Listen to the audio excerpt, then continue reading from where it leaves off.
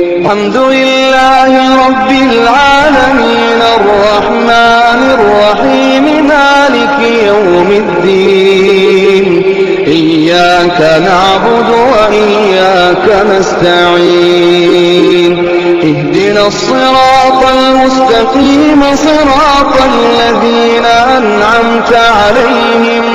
غير المغضوب عليهم ولا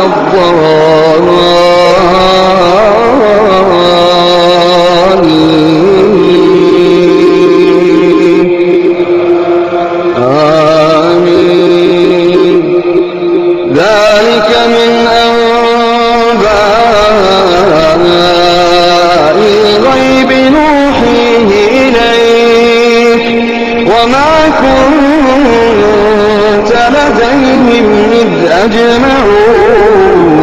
أمرهم وهم يمكرون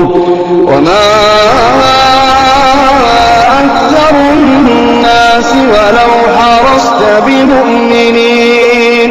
وما تسألهم عليه من أجر إن هو إلا ذكر للعالمين وكأين من آية في السماوات والأرض يمرون عليها وهم عنها معرضون وما يؤمن أكثرهم بالله إلا وهم مشركون أفأمنوا أن تأتيهم غاشية من عذاب الله أو تأتيهم الساعة بغتة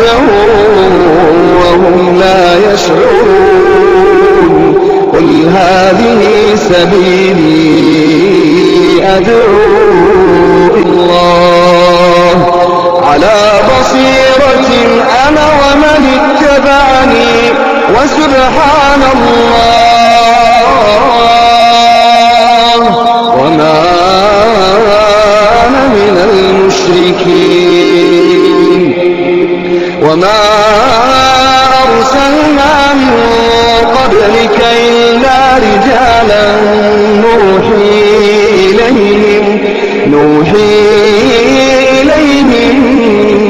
من أهل القرى أفلم يسيروا في الأرض فينظروا كيف كان عاقبة الذين من قبلهم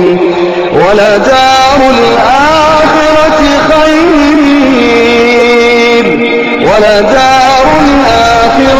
خير للذين اتقوا أفلا تعقلون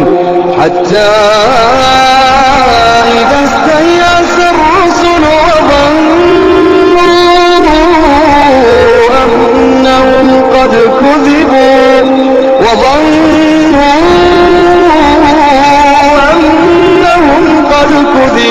جاءهم نصرنا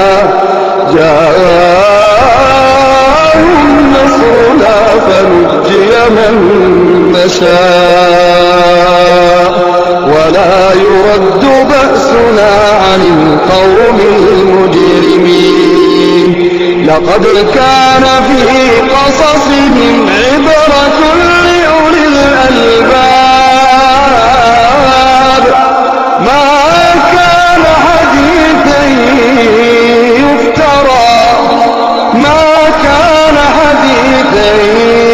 يفترى ولكن تصديق الذي بين يديه وتفصيل كل شيء وهدى ورحمة لقوم